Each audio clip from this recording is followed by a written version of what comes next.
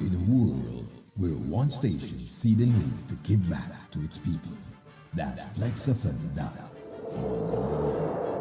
I've had dreams that weren't just dreams. grab some popcorn, drinks, and the family, and log on to FlexFM.online each and every Monday at 8 p.m. for Movie Monday. In our House Atreides, there is no call we do not answer. There is no faith that we betray.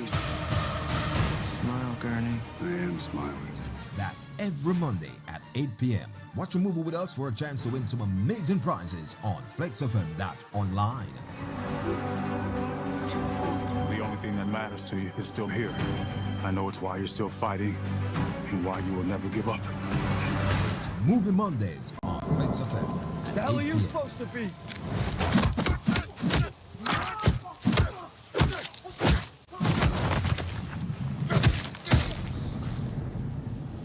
I'm vengeance. Station that matters. Vaccine, come for your vaccine. Now your back arching, the syringe gone in. Vaccine, I get a vaccine. Vaccine, I get a vaccine. Vaccine, come for your vaccine. Now your back arching, the syringe gone in. Vaccine. Time, yes, tax season is here again. Do you need superior service that offers more than just tax filing? Well, look no further. Come to the Barrett Group. Your filing experts await you as they give you the very best in tax preparation. They're authorized IRS e-filers, electronic filing, direct deposits to your bank, rapid refund in less than 24 hours, audit shield, and so much more. It's the Barrett Group. No upfront fees. What a deal. You just can't afford to not file with the Barrett Group. Think big. And we're now located for your convenience at 4977 North State Road 7, Tamarack, Florida, 33319. Call us at 954-306-8607. FAMU Mary and the Galleon Foundation presents the Caribbean Food and Rum Festival. Come and enjoy a wide variety of rums, food, and lots of fun with live performances from Third World, Barrington Levy, Allison Hines, Patrice Robert, Peter Ram, Julian Believe, and many more. Now on Sunday, December the 12th at Arts Park, downtown Hollywood. Tickets available at CaribbeanVillage.net. Must adhere to all COVID-19 protocols to enter venue.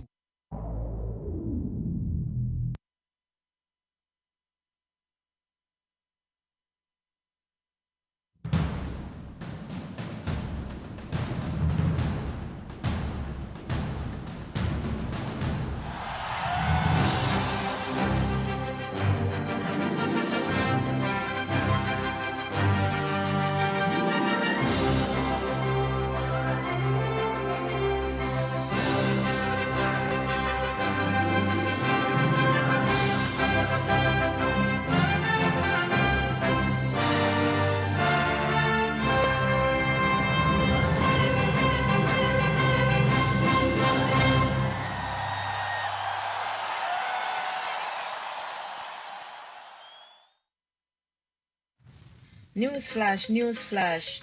On a year, Nikki Blaze HQ presents Blazing Fridays each and every Friday from 10 p.m. to 12 a.m. You know how she do it. She gonna have special DJs, special guests, artist interview, and you know my favorite, live performances on none other than Flex FM, the best FM, my FM, and your FM.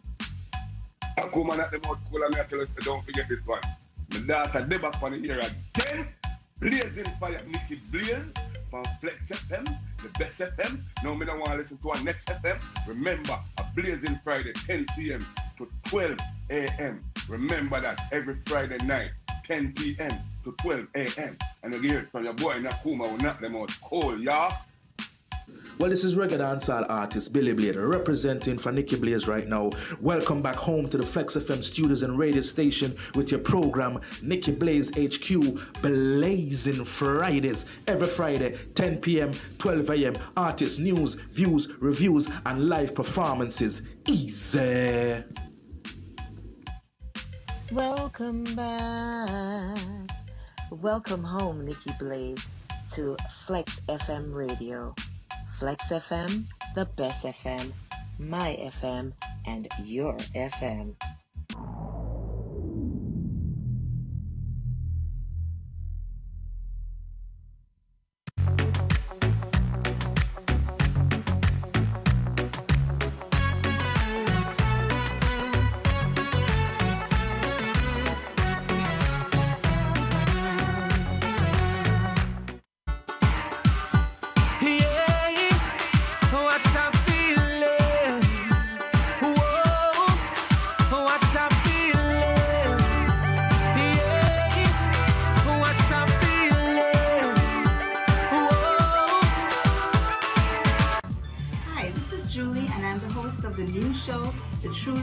Experience. You can catch me every Saturday from 1 to 2 p.m. on Flex FM Radio and also on our website at flexfm.online. That's www.flexxfm.online. Again, that's a Truly Julie experience coming to you every Saturday from 1 to 2 p.m. You can catch us on all our social media at Flex FM Radio and again on our website at flexfm.online. She look me right in the eye and tell me she this a full time. She very that hot sexy look.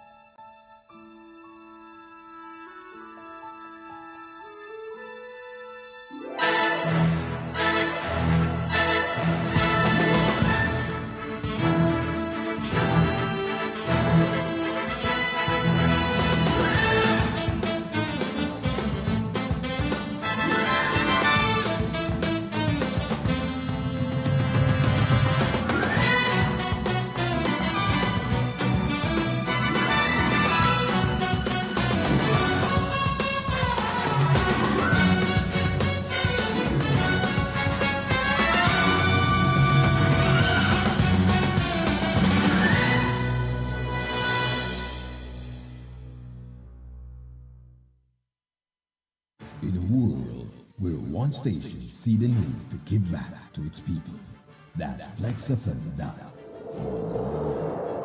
I've had dreams that weren't just dreams. Grab some popcorn, drinks, and the family, and log on to flexfm.online each and every Monday at 8 p.m. for Movie Monday. House Atreides, there is no call we do not answer. There is no faith that we betray. Smile, Gurney. I am smiling. That's every Monday at 8 p.m. Watch a movie with us for a chance to win some amazing prizes on flexfm.online. The only thing that matters to you is still here. I know it's why you're still fighting and why you will never give up. It's Movie Mondays on Flex FM. The hell are you supposed to be?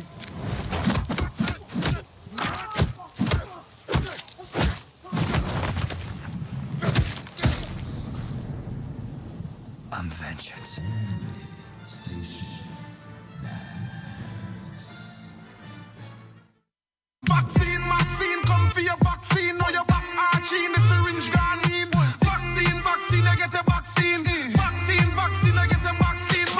Vaccine, come for your vaccine. Know your back arching, the syringe gone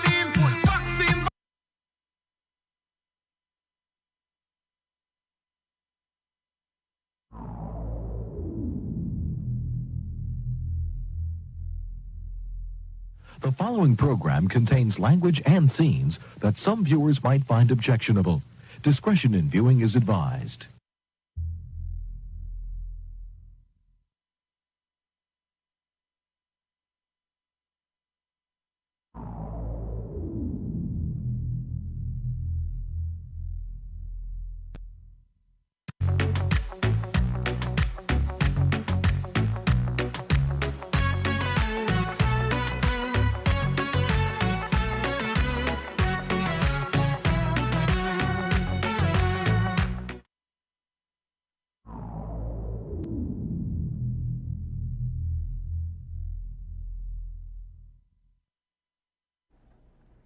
Welcome, welcome, ladies and gentlemen, to another great episode of Sex at 6. I am your host, Gabby Flex. And of course, as you see me fixing my sweater, you can see it's a little different in here today. I'm not wearing my Flex FM shirt. I am wearing my All Things Natural shirt because naturally, there's some things that happen to us as people, and we are going to talk about that today.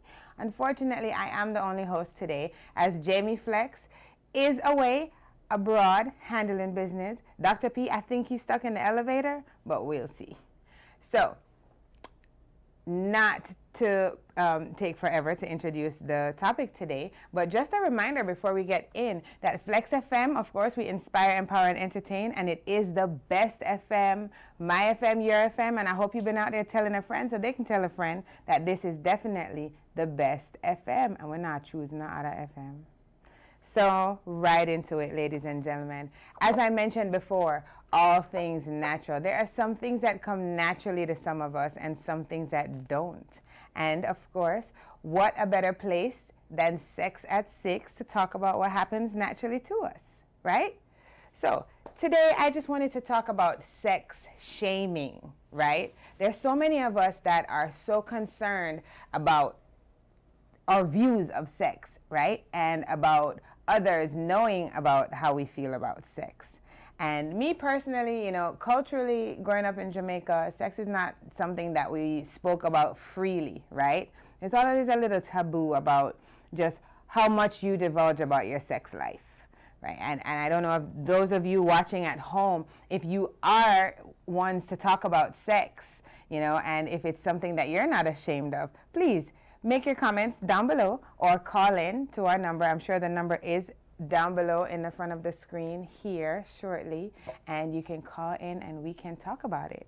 But, you know, many of us are taught that, you know, as I said, sex is not something that is like dinner table conversation, right? We're taught that women are not supposed to have sex with multiple partners, or we're slut shamed, right? Called a whore, all these derogatory names in the street. And for men, it's like kudos. The more sex you have, the more of a man you are. What's up with that? Let's talk about it. What is up with that? I'm not understanding, right? And as a parent of a daughter and 2 sons, right, I do believe that, I mean, I don't parent them the same about sex when my daughter's only 10, so we're not really having that conversation as yet. But I do think that it would be a different conversation with my daughter than I had with my sons, you know, for sure. For some reason, we are less likely to caution the sons on how careful to be with sex, right? For most of us, we just tell the boys, wrap it up, cover it up, you know, don't get anybody's daughter pregnant too early. And for girls, it's a more in-depth conversation. So why is that, ladies and gentlemen? Why is that? We do have a comment here, Yan G, top fan. How you doing, Yan G? She said, I hold my sons to the same standard, right? Yes, you hold your sons to the same standard, but it's a little different advice when you're advising boys and advising girls as to how to be safe with sex in the streets. You know, you'll more give a boy a condom. You'll give a boy a condom faster than you'll give a girl, right? And that's just something that society has us locked into. I'm not exactly sure why, but, you know, it's definitely something that we should look into, ladies and gentlemen. So we pick up sexual shame from the world around us, beginning with the messages we receive as children from our parents, communities, churches, society, and culture, right? And a lot of the messaging may not even be direct, you know, but this is what we've picked up from those before us, or parents, you know, when they're speaking to us about it. In church, the fact that they really never talk about it in church, you know, and in the communities, the most that we'll hear about sex is just be safe. Wear a condom, wrap it up. Nobody goes in depth in sex. Most of us have heard the most in-depth information about sex we've heard in the bathroom at school, in the cafeteria at school, talking with our friends, you know, maybe even YouTube. Back in my day, YouTube wasn't a thing, so I didn't have anything to log on to and get that information. You know, it was just really just peer contact and maybe experimenting a few times. But, you know, it's not something that was openly taught in detail. You know, think about it, something like fingering. Like, what mother sits their daughter down and says, okay, baby, the first time you get fingered, this is how it's going to be, right? Nobody does that, right, producer? We just don't do those things. So we do have Yanji in here saying, true, advice is typically more explicit with boys and girls. And that is so true. You know, for boys, it seems so much easier. It seems so much easier for them to just get up, have sex, wash off, and be out, right? For us as females, it's more internal. So we find ourselves being open, no pun intended, you know, when it comes to any sexual acts, you know. So most of us have internalized shame just from growing up in a culture that believes deeply that sex or bodies and or sex parts are bad. But are they really bad? If you really, really, really think about it, if you really, really, really feel it, it's actually part of the best parts of us, right?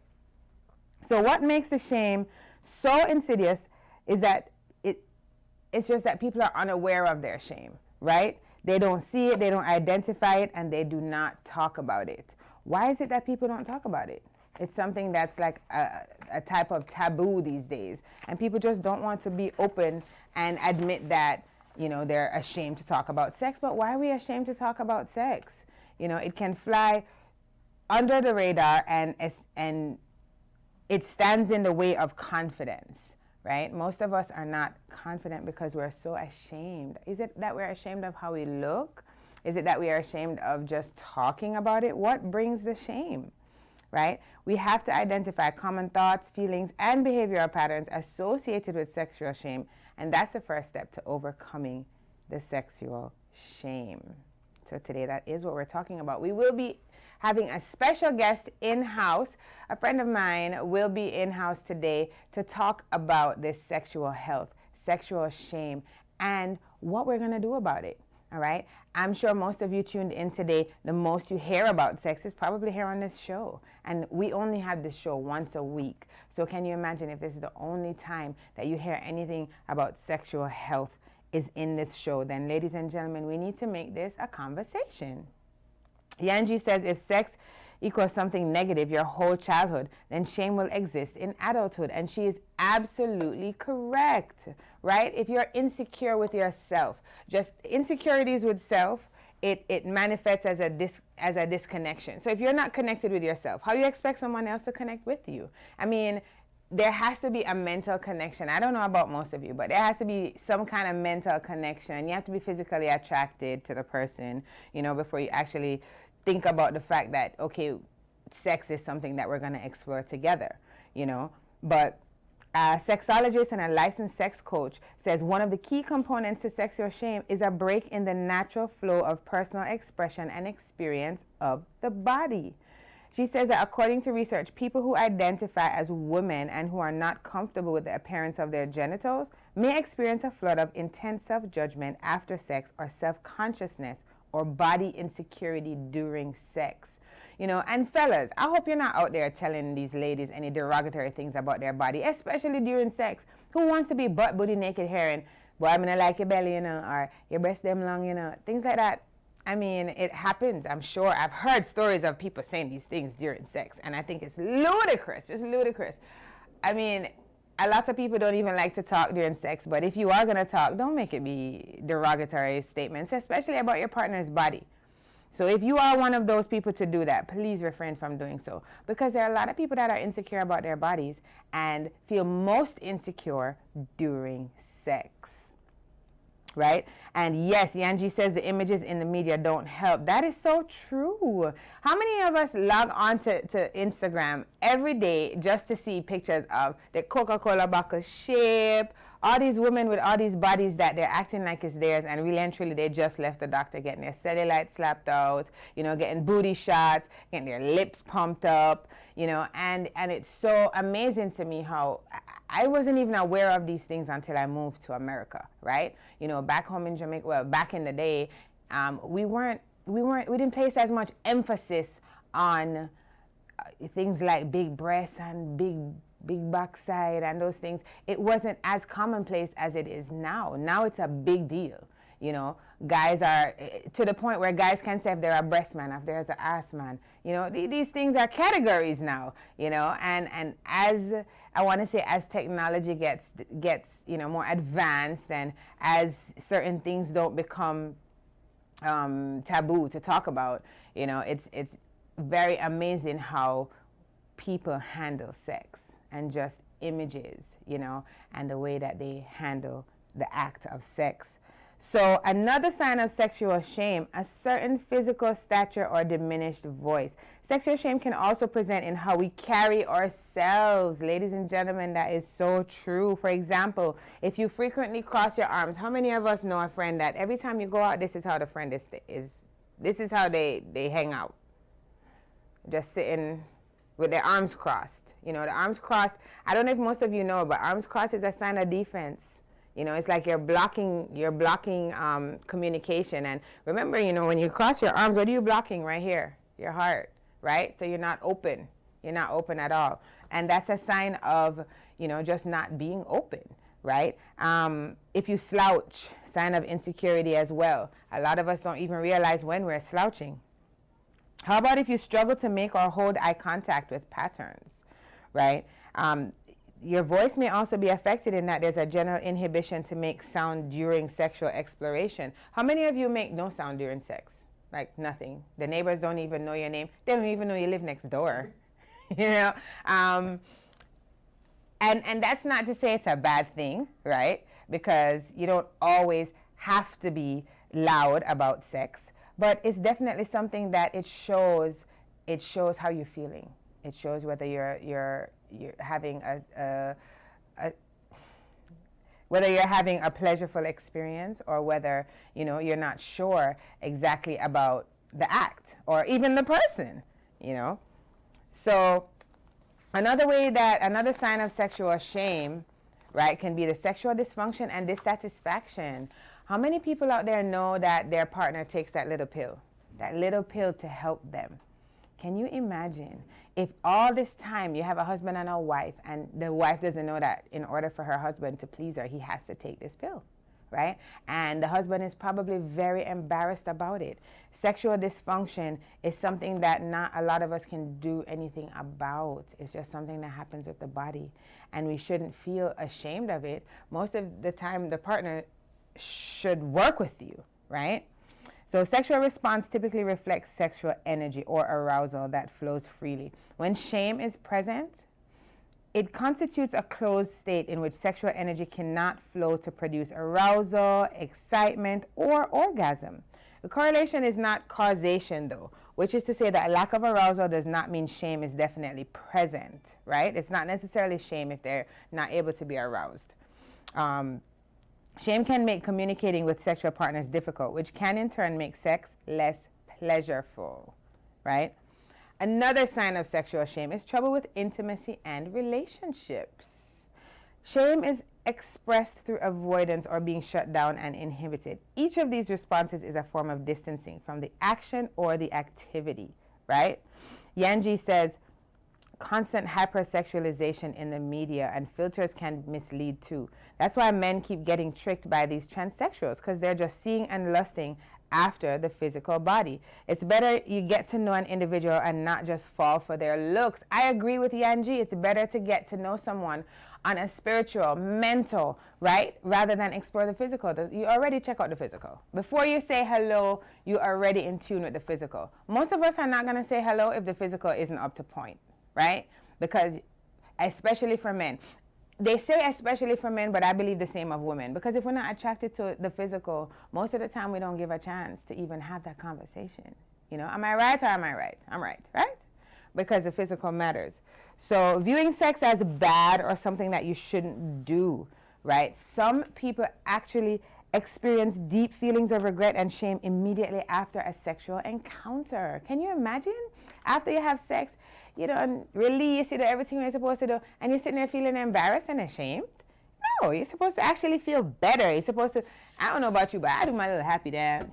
You know, I'm excited. It's an adrenaline rush after the fact, you know.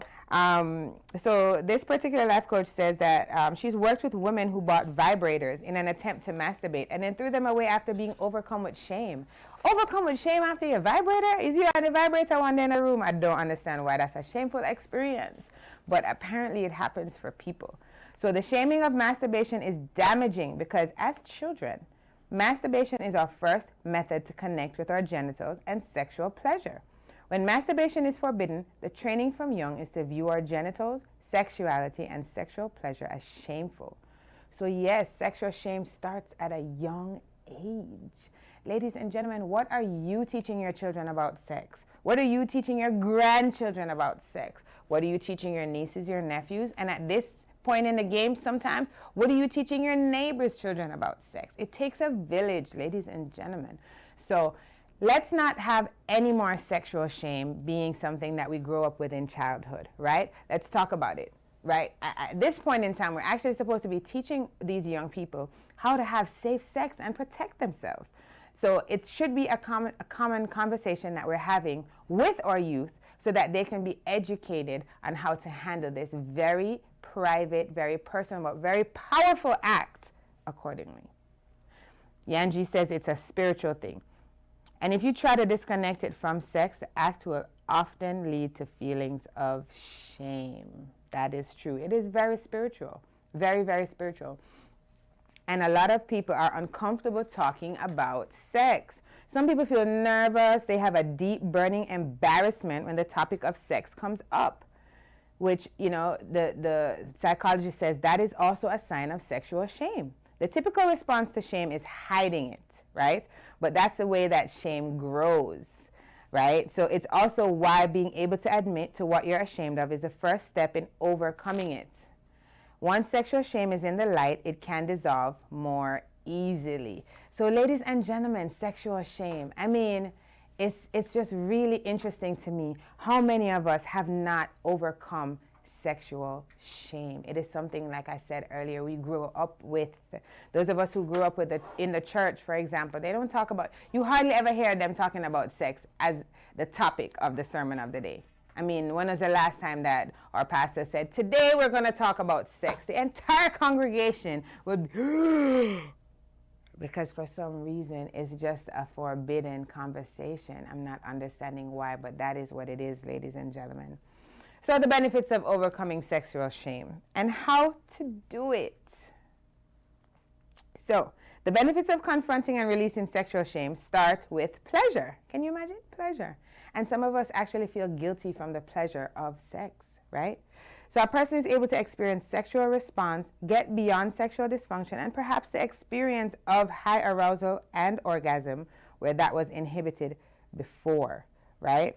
This particular life coach says these benefits may yield more confidence and self-esteem that can give way to more effective communication with partners, better solo or partnered sex, and a newfound interest in kinky sex, sex toys, casual sex relationships, or even, here's the big word, the P word, guys, polyamory. Whew! That's a whole new topic for a whole different show in a different month, right? But, you know, so sexual shame, there you have it. We talked very briefly about sexual shame and what it is to actually be ashamed of sex. So what we're going to do, we're going to take a quick break. We're going to come back with our special guest, and we're going to have more talk about sexual shame, the things that are out here these days that people are taking advantage of to talk about sex. Did you know that some people have sex audio sex?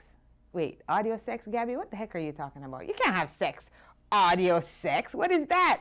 We'll find out after the break. Stay tuned.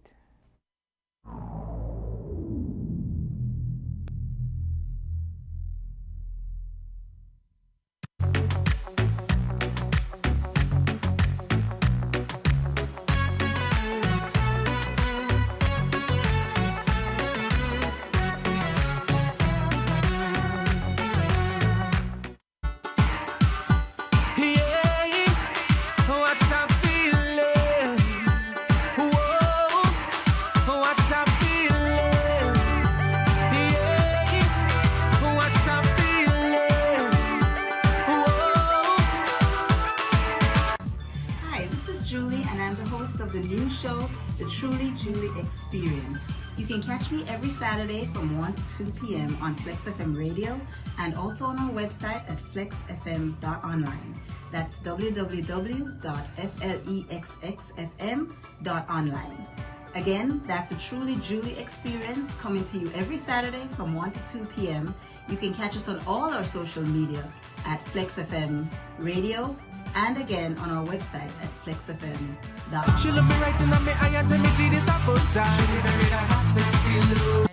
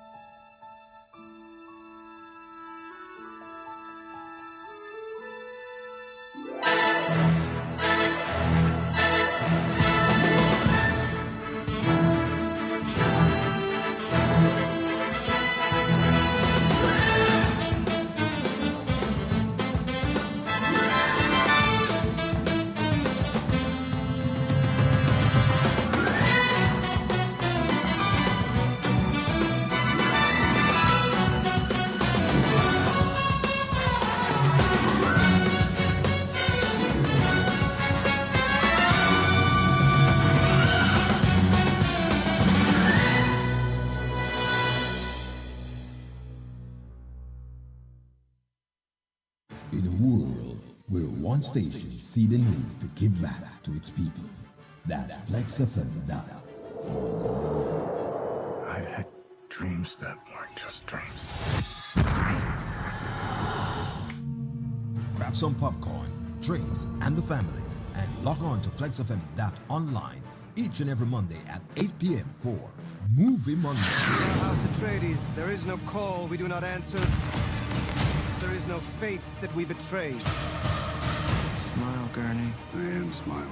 That's every Monday at 8 p.m. Watch a movie with us for a chance to win some amazing prizes on flexfm.online. The only thing that matters to you is still here. I know it's why you're still fighting and why you will never give up.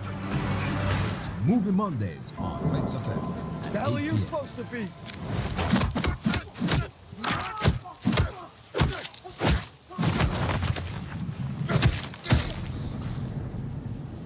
I'm vengeance. Station that matters. Vaccine, come for your vaccine. Now your back arching, the syringe gone in. Vaccine, I get a vaccine. Vaccine, I get a vaccine. Vaccine, come for your vaccine. Now your back arching, the syringe gone in. Vaccine. Time, yes, tax season is here again. Do you need superior service that offers more than just tax filing? Well, look no further. Come to the Barrett's Group. Your filing experts await you as they give you the very best in tax preparation. They're authorized IRS e-filers, electronic filing, direct deposits to your bank, rapid refund in less than 24 hours, audit, shield, and so much more. It's the Barrett's Group. No upfront fees. What a deal! You just can't afford to not file with the Barrett's Group. Think big. And we're now located for your convenience at 4977 North State Road 7, Tamarack, Florida 33319. Call us at 954-306-8607.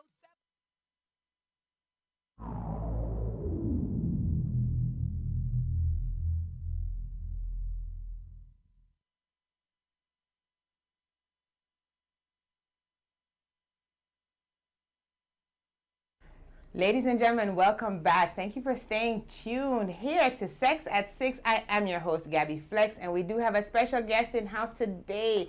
Welcome, Chiquita. Welcome. Thank you for having me today. Yes, yes. Thank you so much for taking time out of your busy schedule to talk about sex. Yes. Ladies and gentlemen, you know, earlier on, Chiquita, we were talking about, can I call you Cha-Cha? You sure can. Okay, we were talking about sexual shame and how some people are so ashamed to talk about sex, right? Culturally, you know, the way that I was raised, is obviously not something we talk about at the dinner table, you know, but there's so many people that are just so ashamed to talk about sex, whether it's culturally, the way they were raised, or maybe even a bad experience. What have you, because I know you've been in the health industry for quite some time now, yes, right? What have you found that, how do you find that people are when it comes to just being open about sex? It depends on the age group. Younger people are very open about talking about sex. The older crowd, it's a taboo. They don't talk about sex at all. Right. So sex is a no-no inside and outside the house because they don't want people to think they're still having sex. And I always say, as long as the body is hot, it'll get hot. I mean, I like that. As long as the body is hot, it'll get hot. Absolutely. And I mean, even the pregnant women, they're ashamed to talk about sex. Yes. Like, lady, we know you just did it at least within 9 months ago. How did that baby get there? I mean. And it's just such taboo. So do you think it's taboo because of the way they were raised, or is it because of a shame that they don't feel as though they're comparable to the images on social media? It could be both. Taboo, shame-wise, being a heavy, older lady, you don't want to face yourself with seeing I call it the extra meat. Oh, gosh. Hanging, and you don't think the person that you're about to have sex with want to see that. Where you have a smaller young lady with a nice physique, don't care, just snatch your clothes off and go at it. Right. So, I mean, it can go either way about the taboo in the body, you know, body shaming and so forth and so on. But I find that big girls can move just as well as little girls, too, so. I think so, too. I've seen some videos come to my WhatsApp. They're showing me some stuff, and I'm like, yes. As a matter of fact, it looks like they have more sex, you know. But, you know, it does, as I was speaking earlier, you know, some of them, not just ashamed of their bodies, you know, just the things that are said. You know, some people do hear from their partners derogatory comments in the bedroom, you know, just like you said. And I can't imagine a man sitting there talking junk about a lady as she's on top of him. It makes no sense. You talk about it before, not during. How'd I get up? Yeah. Get up, grab my clothes, and walk away. Right, I'm done. I mean, that's it. You don't want to be shamed. Right. You know, because you know you got moves. You can't help that you got that extra warmth. Yeah. I mean, you want somebody to appreciate you, you know. To say I love you, even if they don't, for the moment, just arouse me, you know. Right. Get me to the point where I'm ready to go. And and then when it's over, you can say what you want to say afterwards. That's what I'm saying, you know. It's just like I don't understand, because men probably don't understand. For women, it's different, you know. I spoke of the fact that for men, they get up, they have this tool, stick it in, wash it off, go. Yes. You know. And for us, it's like we're taking this on. You know, it's an energy. We got to open up, literally, like no pun intended, but this is literally something we're opening up to do, you know. So for us, it would be more of a shameful experience if we're not 100% confident in ourselves. Yes. With the self. And it can be vice versa, you know, man thinking he got it all well endowed. And then when it's time, you know, the girl on the bottom is like, what is this? Yeah. Where you going down? Like, wait a minute, your stroke isn't right. I mean, it can go both ways. Oh, and, my you know, goodness. shame is shame. Yes, absolutely. You're right, because I really was just focusing on it from a female point of view. And you're right, men probably have it harder because, you know, as a woman, all right, so we, you know, women get wet, men get hard, you know, and it's like, for us, there's lubricants. Already. You know, for guys, I'm saying if the woman is unable to get wet, we have lubricants that can help with that. Yes. You know, but for them, it's like it's literally there's nothing can help you get well. Yeah, they got a little blue pill, you know what I mean? But you gotta wait for it to be activated. Yeah, And you who gotta got give time- yourself 30 minutes to an hour. The heck? Who got time for that? I'm gone. I got home by that time, you know? But it is something that, you know, it's just as hard for men as it is for women, you know? But men they have so much talk, though. You don't, like, they just have so much talk that it's easier for us to shame them. Like, all of that talk and this is what you got? This all you got? This is all you got. You done? So with the guy, they have to come correct all the way. So No not pun only intended. not only do you have to be well endowed, you have to Yeah. be able to move as well. So with the woman, as much as you want to just lay there, I mean, they want you on top. They want your back away. They want you upside down. Put the leg up here. Put the leg around So the they, leg. they want you to do all these moves. Yeah. And if they can't do one move, then the night is done. So, you know, man, you got to step up your game. Yeah, I agree. I As totally well as women. agree. Totally agree. So what do you think about not being vocal, you know, during sex? That was one of the things that I spoke about earlier. You know, a lot of people think that it's loose to be loud, you know? Well, it depends on the person. You may have someone that noise turns them on more versus to, again, it's that taboo thing. Right. Keep it quiet because you think the people next door hear you, the kids in the next room hear you, the people up the street can hear you, when in actuality, if you turn your TV up loud or your radio up loud, nobody can hear you. Yeah. And you can enjoy it, you know. So, I mean, and it kind of plays hand in hand because some need that noise to get more wet. Yeah. And some need that noise to stand up, stay up. You know? So I mean, hey, if you're not making the noise. Suppose you're doing this for the first time with somebody and you don't know what, you know what I mean? It's like,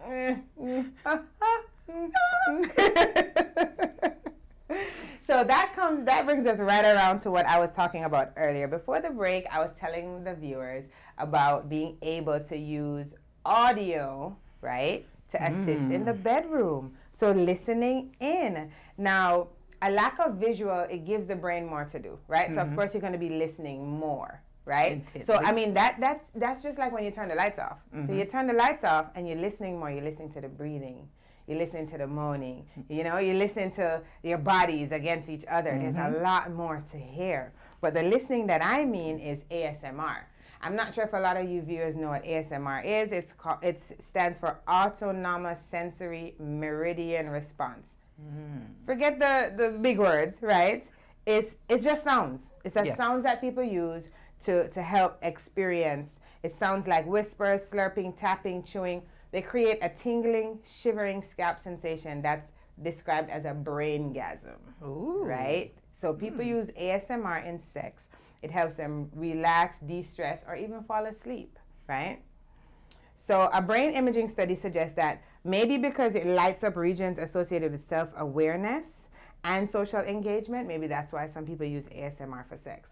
But I found a very interesting woman that was using ASMR, and she had so many people that tuned in to her ASMR, right? So I have a short clip here, ladies and gentlemen, that I'm going to show you. This young lady with her ASMR. I found it very interesting because it's not the usual ASMR sounds that you'd think that you'd hear in sex, right? And if you listen to it, it's really interesting that this can cause an arousal in some people. So we're going to check that video out so we can see how it integrates sound triggers with audio, right?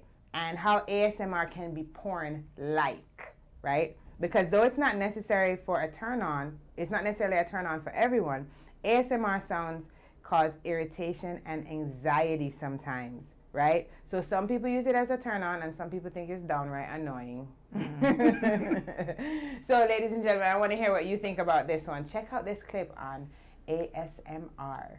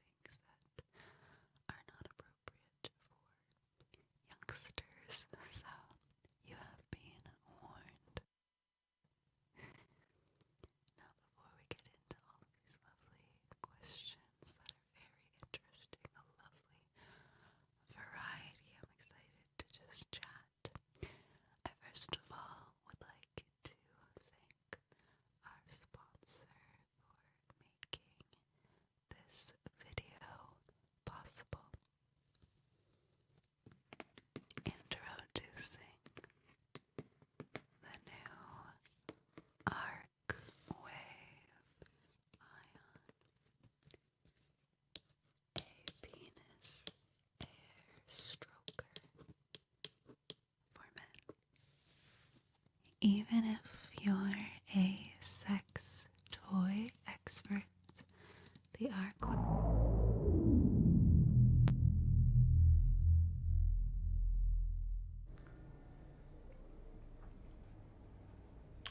So I'm not sure how many of you adjusted your volumes, but the volume was right. She was whispering, right? Very low. She kind of tickled the eardrum a little bit. It kind of made you tune in like, wait, what? You know, but it there's something about that. I'm not sure if you realize, but because of how quiet and somber she was, it was relaxing in a weird way, you know? Not in an arousal way, right? But a very common way. Yes. Like when you are very hyped and someone start whispering, you're like tuning in. So it takes your focus off the loud noise and more concentration on what that sound is that's coming at you. Yes. And I mean, you know, she was about to talk about a sex toy, so I'm thinking that she's about to get into it. But I just wanted to show you, ladies and gentlemen, that sound does play a big part in it. Because how many of us leaned in a little bit to hear more, you know? So it's very arousing in the fact that it commands so much attention, you know. And the video, she's online. It's an hour long. She just dropped it 2 months ago, and she already had 285,000 views. So people are listening. People are watching. She's doing something right, all right? Because people are tuning into her ASMR. Talking about sex while she whispers. So it is a turn on for some people. So, you know, there's a lot to be said about the way that technology has taken off when it comes to sex, right? Yes. Chiquita, I'm not sure if you realize how much the porn industry has even taken off. You know, visually, there's so many people that, especially during the quarantine, Of they course. just sat and they just watched sex. OnlyFans became a thing in the quarantine. I mean, was it there before? I'm not sure. No. I don't think so. And now it's something that they're like, wow, let's find a way to make money. We got to get their money online. And what else sells? Sex sells. Sex sells. A lot of it. Yes. Even with, if you notice, the underwear commercials. There's this one particular underwear commercial, and it caught me by surprise, and I was like, huh? What? Did he just say sex without saying sex? Which one? He's on a horse. He's getting on a horse. It's not like your usual Fruit of the Loom or a Hanes commercial. This one is an off-the-wall commercial. And I've seen it maybe 5 times, but it always catches me off guard. And I'm like, is he saying sex without saying sex with these little bitty underwear? Like, so, I mean, sex is now more out front than it was before. Right. Absolutely. Absolutely. And I mean, porn itself has its good and bad features about it. You know, a lot of people watch it, read it, listen to it, look at it, hear it, you know, and it's something that some of us are ashamed to say, you know, but some of us don't care. Like, there are people who do it on their lunch break on the computers. People still getting fired for watching sex on the work computer. Yeah. It's that serious where they got to tune in to work. 15-minute break and they're already trying to lose their job. Yeah. I say find a mate that's compatible to your sex drive, you know, not just your looks. You may find a mate that can outsex you. And, you know, you can do away with about to lose your job or doing things that you don't naturally have to do because your partner is your porn star. You know? Right. That's so true. That's so true. And then not only that, you don't have to go looking elsewhere. No. You know, I mean, for those of you who don't know, well, I didn't even introduce her as to how I know her, but Chiquita and I used to work together, right? We want to say in the sex industry. Yes.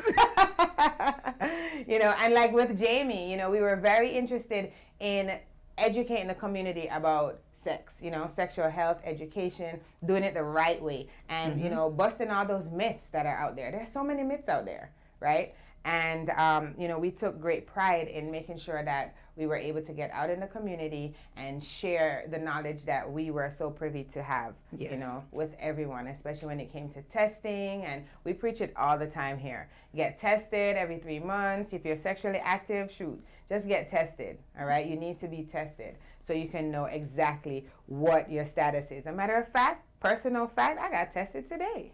Hey, you know? look at you. And it's been a while, but that's what it is, you know? You have to get tested, ladies and gentlemen. Like I said, as long as you're sexually active, you have to get tested. Yes. Yes. So, porn. Back at porn, right? We were talking about porn. Do you think watching porn is bad? Yes and no. When you're married or you have a mate, bad. If you're single and you just being you, I feel like it's okay. All right. So I have an article here that says most people who use porn can do so without negative consequences. You can enjoy it whether you're single or in a committed relationship, right? You can add another dimension to sexual enjoyment or open the lines of communication with your partner. I don't know, some people actually watch porn together. You know, so some people, like you said, it could be bad, gets in the way of relationships, right? Yes. Because, I mean, and let's explore that, because it would seem as though getting in the way means that one partner would feel that maybe it's taking up too much time and the other partner is watching it too much. Maybe they're jealous at the response that the porn is getting because they're not getting the same response, you know? And maybe they just feel as though using that as a form, like to turn them on, you know, is replacing the person, their partner. Yes, that moment of let's get together and turn each other on. So now you've watched porn, you've turned on already, you come to the bed, now I have to get turned on. So it's unfair that you've already reached your part and now I got to reach mine. So tune in. No. Like you're already ready, and I got to get ready. Right. You know, right. So I mean, growing up, porn was a hidden station on TV. It wasn't as out there as it is now. Yeah. Where you had to go and you click, click, click, click, click, and then you find it and you got to watch it and it's like fuzzy on there because it would turn on at a certain time of the night. Yes. You know, so. Yes. I mean, now it's just there, whatever time of the day. Everybody has to make a living, I suppose. Yeah. It says too much porn use can sometimes lead to unrealistic sexual expectations or body image issues. Yes. Right? One 2018 study found that participants were more likely to report feeling out of control over more frequent porn use when also feeling dissatisfied in their romantic relationships or sex life. And I can see how that is possible. Because you're seeing all these things about sex all the time, and when you get in the bedroom, it's just not the same. No. You know, and if you're constantly watching porn, then those are going to be your expectations. Yep. You know, it makes no sense sometimes, but you know, people do actually expect what they see on porn videos. And what happens on TV, you should be able to do that, and you should be. Well, if that's not the person's desire. Right. Regardless of, you know, whatever you show me, if that's not my desire, I'm not going to do it. Absolutely. I don't want to do it and I don't want to participate, you know. So I think, you know, in a relationship, whether it be just a sexual relationship, it has got to be some kind of common ground. Right. Absolutely.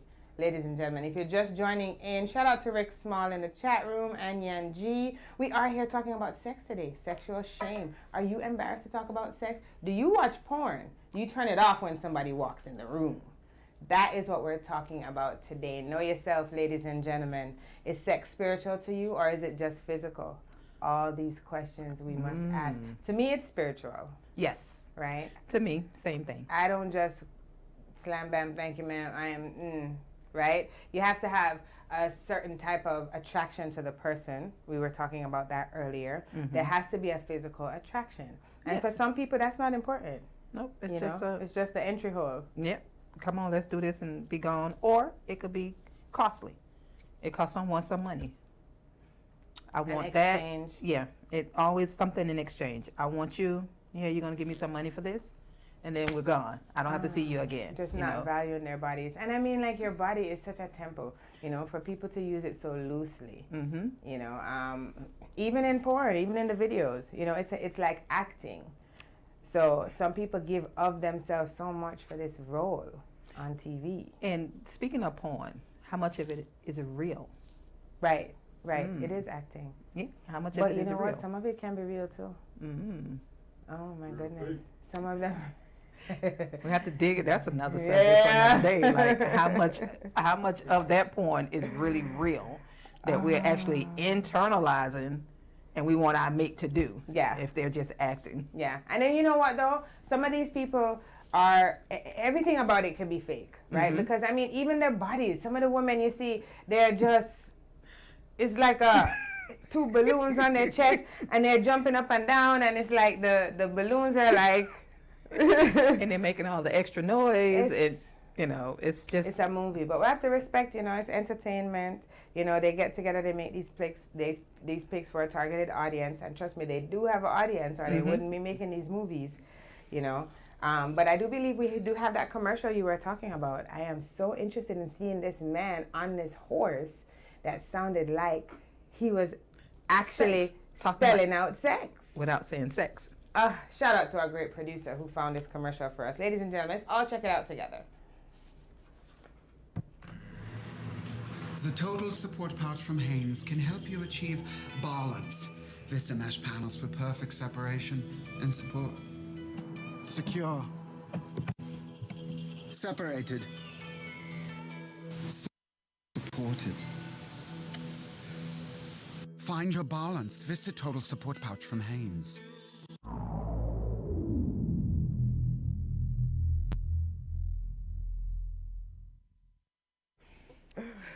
Wait, what? Well. Oh, wow. I mean, he was quite confident. He's hanging out in his hammock. Listen, when I tell you sex sells, that commercial, he's in his underwear. Mm-hmm. All right. He's showing bulges and everything. Everything out to the world. Even him riding on the horse. You're so right. I need those 3 seconds back, please. I can't. Talk about balance. And it was a Hanes commercial. Listen, when did your underwear make you balanced or unbalanced? I know. Oh my goodness. Wait, can we run that back? Can we say that again, please? I gotta see that again. Let's watch this again. Because I don't understand this guy. He's like out there. And you saw this on TV? Yes. Oh my God. Mm-hmm. For those of us who have seen this commercial on TV and now you're seeing it here on Sex at 6, comment down below. Let me know what you feel. Is this too much or is this just enough? Are you about to go buy these pairs of Hanes as a result of this commercial? Because remember, it's about balance. Yeah. Oh, this is crazy. That was a real good one though, but let's see it again.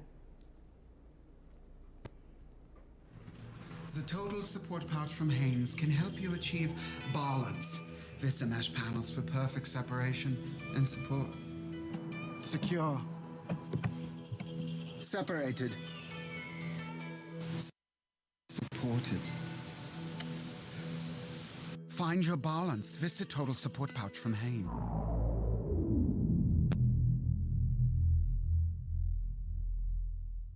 Pouch. Oh, wow. All right. So it says total support. It says find your balance.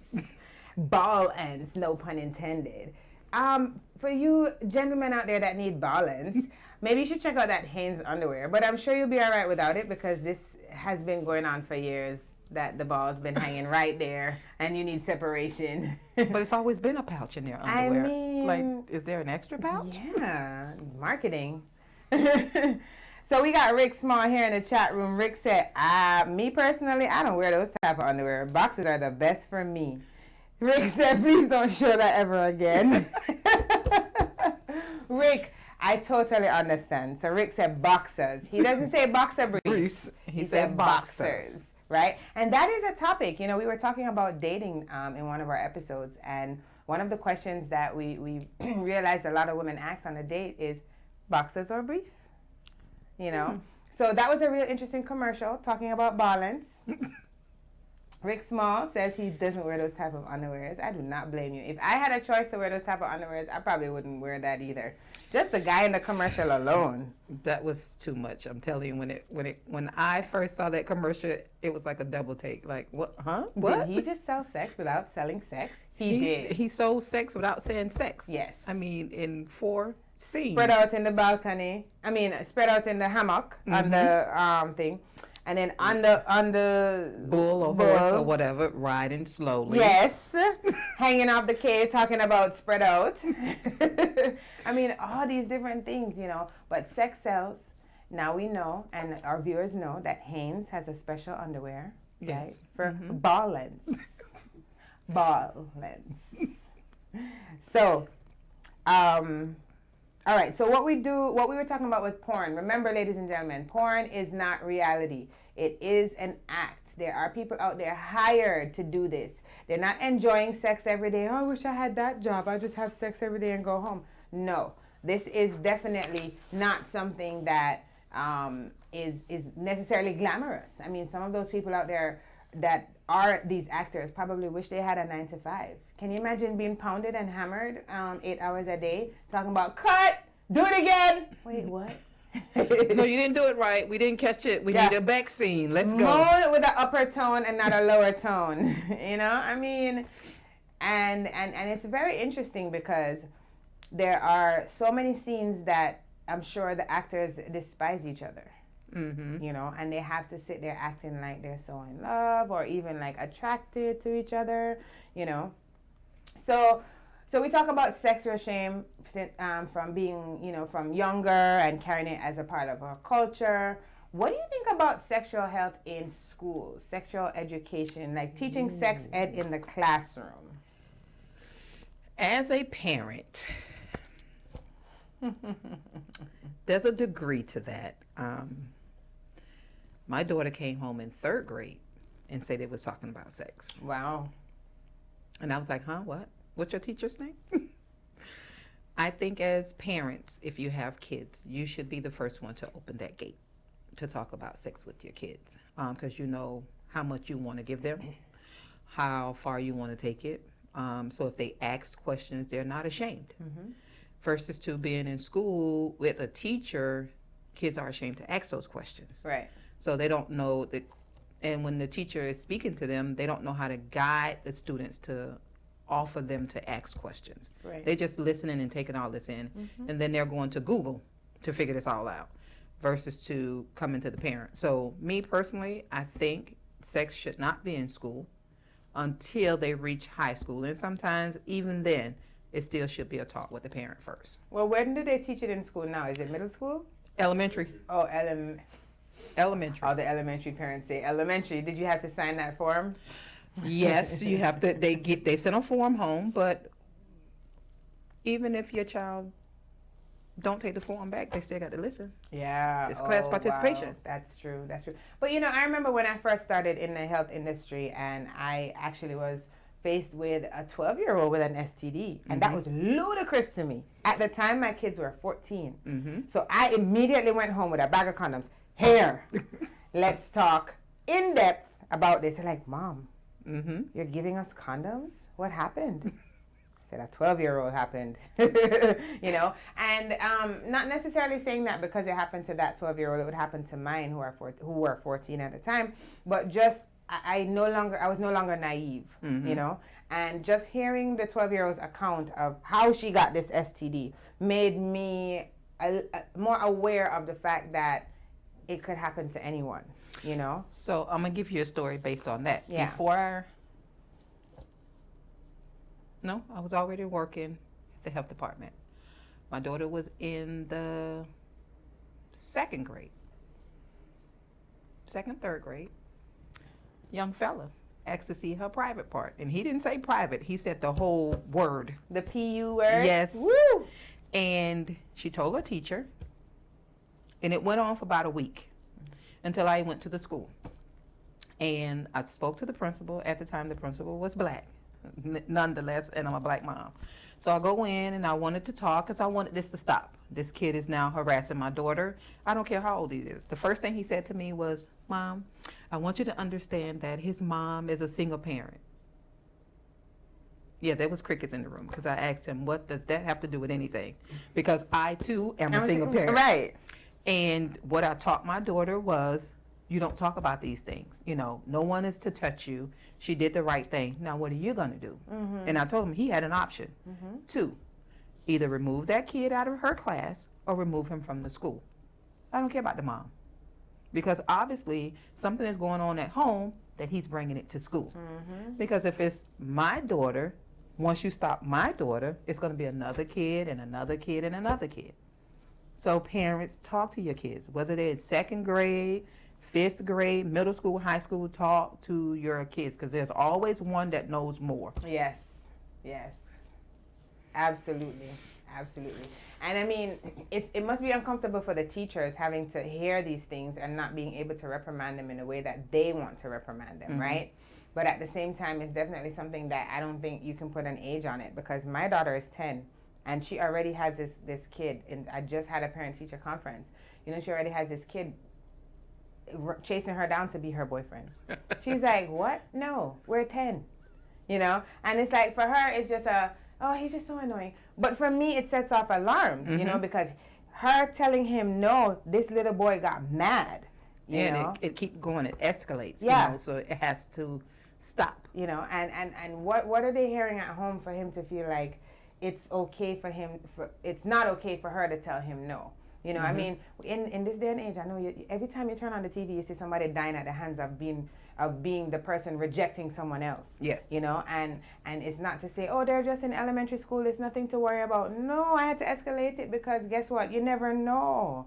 You know, when they had all these different shootings and cases of violence at all these schools, and if you notice, they're getting younger and younger and younger. Yes. You know, and it's like it starts somewhere. And usually it starts not at school, you know, in the home, and they bring it to school. Yeah. You know? So I don't know if this little boy gonna get mad one day and bring his stepdad's gun or something to school. You know what I mean? So it's like it's things like these we gotta talk about at a very young age.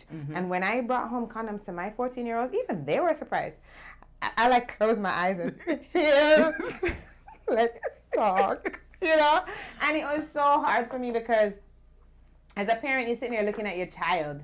You know, my baby not interested in sex, but it's the things that they hear at school that you got to be worried about, the things that they're not coming home and telling you because they think that this is word, you know, this is facts, this is it, because my friend says so. My friend said so, and her mom told her, or his dad Her big told brother. him. And, you know, and I want to be cool type thing, and I'm going to be cool, and let me do this, and, you know. So as parents or as siblings or aunts and uncles, we have to be positive when it comes to that talk about sex. Absolutely. Absolutely. You can't just brush it off, because kids are very curious, and they're going to go and try to figure it out on their own. They're going to go to Google. They're going to go to their friends in school. They're going to talk to the kid at the back of the bus. They're going to talk at the man at the store. So before your kids go and start listening to all of these outsiders, you know, talk to your kids. Tell them. Absolutely. And make sure that you have that open communication at home. And don't get mad with them when they come to you and say, Mom, I want to talk about sex. Right. Or Dad, let's talk about sex. And speaking of that, I was like, Mom, won't you just talk to your kid first and then let Dad come in, co-sign that? Because dads are very... go ahead, you can do it, hit it, you know. But with moms, you're more of a protector. So I think mom should talk first. Mom should go a little more in depth. I know. The dad's going to come to the boy like, come on, as many as you can, son, as many as you can. Yes. Give him the condom. Yeah. You know, and for the girl, it's like, don't do it till you're married. You know, it's like, it's very double standard. Very double standard. Even for me, I know that I spoke to my sons about it, but the conversation I'm going to have with my daughter when she's a certain age, like, the way times are changing right now, they have 12 years in between them. And the way times are changing right now, she's 10. And that's a conversation I've had with her already. You know? Let's go back to the chat room where Rick Smoss, back to the underwear conversation. Rick says, men can share their underwear with their wives, but please, ladies, don't share your underwear with your husbands. Do not do it. Yeah, no thongs for the men. No thongs. No bikini cut. None of that. What you talking about, men? They have thongs in the store for men. They're called Speedos. Yeah, but we're not sharing all thongs with them. But I love me a good pair of boxer briefs. Yes. I do. Yes. I really do. I think they're so comfortable. So They yes, are very men, comfortable. share with your women. And women, share with your man if he like lace. Crickets in the room. Oh. Chat room. Comment on what you just said a while ago. Maybe if he like lace, go for it. I mean, No, we don't know any men liking lace out here. But Yanji agreed with you. She said, no sex ed in school. That should be taught by family at home. Yes. Yes. Then I we agree. have Silo is here on the chat in the chat. Shout outs to you. He says, no way. Different cultures got their own ways. Yes. So Yanji says, schools pushes sex with protection. What if you advocate abstinence and find it inappropriate for kids to be putting condoms on bananas during these health lessons, and them learning about oral sex and homosexual lifestyles. But, you know, it's something that is pushed in their face already. You know, these homosexual lifestyles. My daughter at 10 is fully aware of queer and transgender and binary, this and that. And it's like, for me, like, even having a conversation with her, I'm like Googling some stuff. Like, wait a second. What the heck?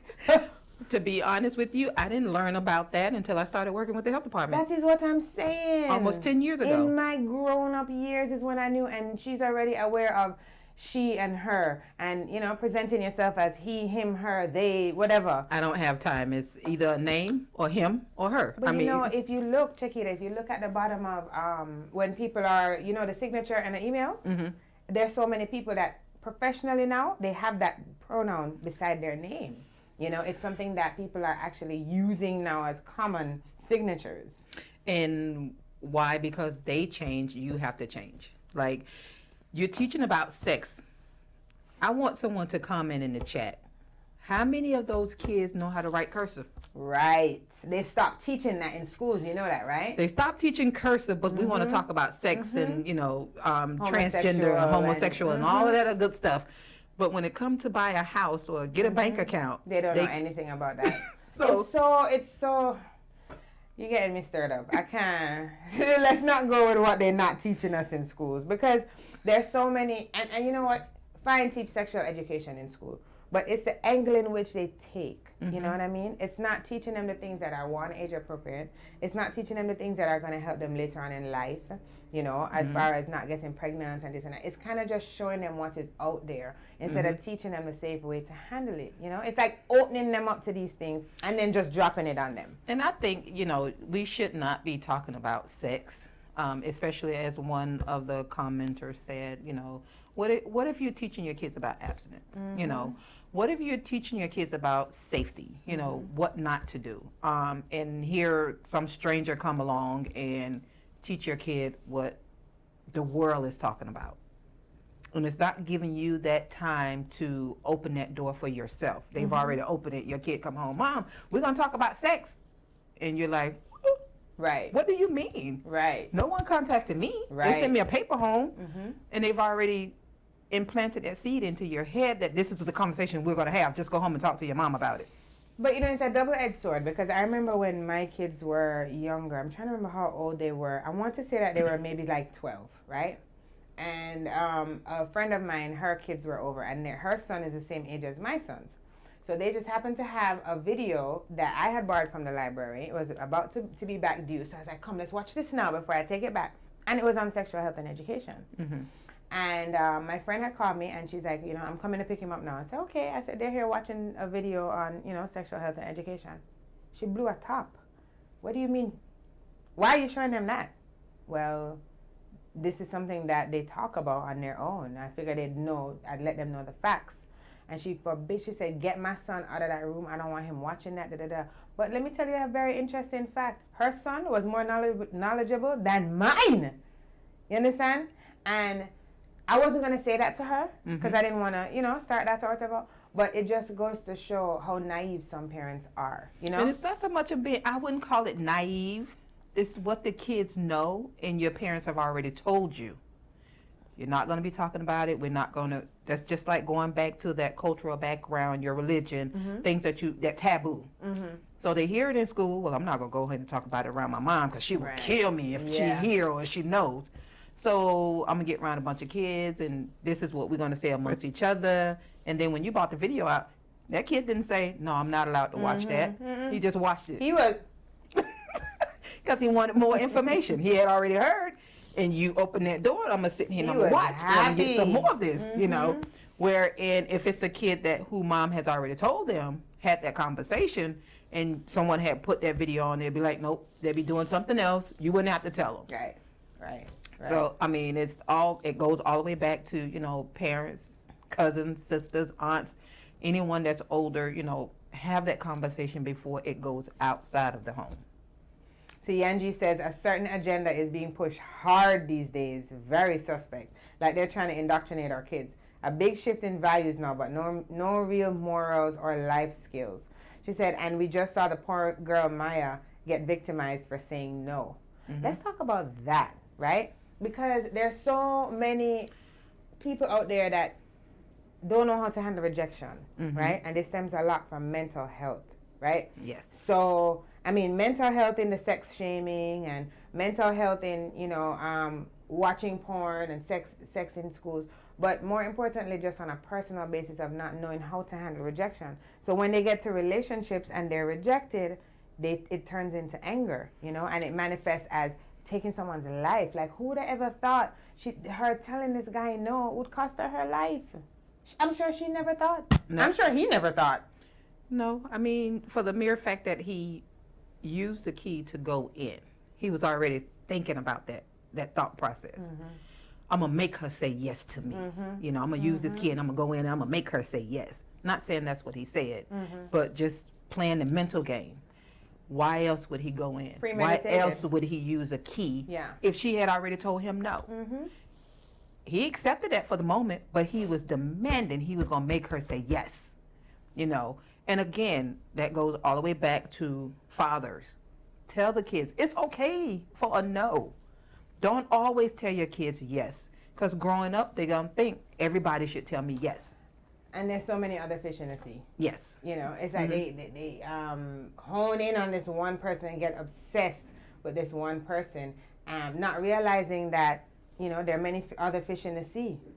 What I told my son, and I tell my daughter all the time, you know, don't just settle. Right here in elementary, middle school, high school, you got college, then you got after college, and then you got your grown up. You have your 30s, your 40s, your 50s. And trust me, they change like fruit in the store. Yeah. Today you see a ripe banana, you go back, that same banana you saw yesterday got brown spots. Right. But there's a fresh bunch of bananas on the other behind side. it. So, you know, just take your time. You find that one that's intellectually challenging for you. It has nothing to do with looks. And again, you may find that person that suits you just fine. And if that person tells you no, it is okay. Because there's always someone, I'm not going to say better looking, but there's always someone better for you. Yes. As a person. Because if you have to fight for it, then it's not meant to be yours. No. You know, why you want to force somebody to want you? If they said no initially, then it's not.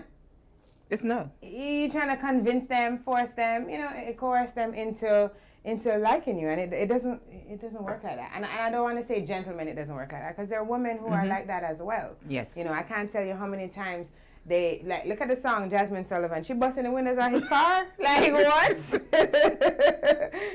it's okay. Like, I mean, I was listening to this video on TikTok from this life coach. I can't remember his name, and he was talking about how his friend was looking for a mate.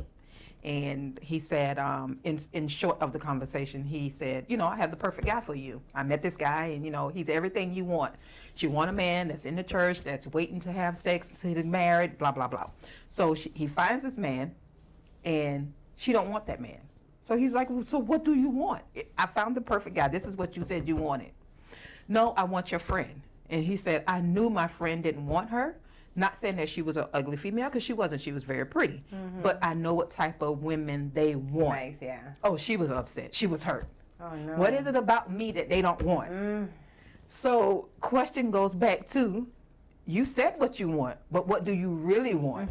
You know? So he said no, and you're upset because he said no. But you just told this other guy no. Yeah. That you know, it's perfect conversation, perfect thing that you wanted. He had every quality that you was looking for. But you said, no, you didn't want that one. Sometimes people don't know what they want.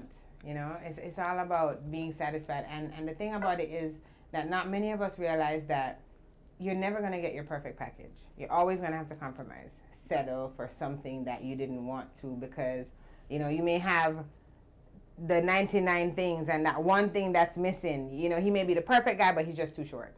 It's a flaw. It's a flaw in everything you buy. Everything you own, there's a flaw. If you look at a vase, it's not perfectly round. There's a dent in it somewhere. Yes. And you paid all this money for it. So if you had found that flaw before you left the store, would you have asked for a discount? Highly unlikely. But I'm just saying, you know, everyone has a flaw. Yeah. And I always say, when you meet that person, remember, if you met them and you guys are 40, you don't know anything about the first 39 years of their life. Right. So you're going to take that person as they are, and you guys are going to grow together. You're not going to recreate, because he is who he is or she is who she is, and you got to grow together. You can't recreate what you've already got. Right. Absolutely. Absolutely. Salo here in the chat room says, financial freedom over sexual freedom. Teach the youth morals. Amen. Yes. Yanji says, yes, mental health is a major factor. And this instant gratification culture just exacerbates things further. Yes. That is so true. 2 minutes, ding, and it's ready. I mean, can you imagine, remember before social media was a thing? You know, I'm sitting here thinking that, what was I doing before social media was a thing? Well, one thing, I didn't spend as much time on my phone. If it didn't ring, I probably didn't even know where it was. You know? And you didn't have that instant gratification, like you had to talk. And they were actually real friendships. Yes. Instead of, I just saw you the other day, I double tapped on your picture when you was in Georgia, you know? And it's Were you really in Georgia? Right. Because now you can pin your location anywhere. Were you really in Georgia? You can put the background to the yellow brick wall and act like you was over there with Dorothy clicking your heels. You know, it's like, I mean, there's so many things these days that, you know, like she said, instant gratification, and it doesn't allow for real relationships to grow and flourish, you know. Yeah. Not only that, you look online, if you use hashtag black marriage, you know, what comes up? You see everybody, they down on one knees. Women are on their knees these days. Like, the first time I saw that, I was, what is going on? You know, it's just so many things that are traditional that we're taking away just because we're trying to reinvent the wheel, you know? And there's some things you should not reinvent. Like, word says, a man that findeth a wife findeth a good thing. He didn't say a woman that findeth the, no, he didn't say anything. A woman ain't even supposed to be looking. We're not supposed to be searching like You're that. supposed to be still, and he's supposed to come along and tap you and say, hey. You're like, yes. Right. But nowadays, everybody is tapping. Yeah, You want to date me? I want to date you. Let's go out. Let's go eat, you know. And everybody, shoot, they're doing it together. So it's like, you know, you take out the realness of it all when you take it and reorganize it, however you want to do it. You're just doing it, and it's not tangible anymore. Right. You know, it's just that instant gratification. Like, you know, I got this man, and he my man, and look, this is my man, and he really don't want to be there. He thought he's just going along, you know. And it's really because it kind of makes, to me, I feel like there's less regard for relationships than there were before, right? People, there's not as much value in relationships, in the union of marriage, in the vows. It's you know? not, I mean, it's not cohesive. It's not, again, it's not tangible. It's not something that I look forward to going home.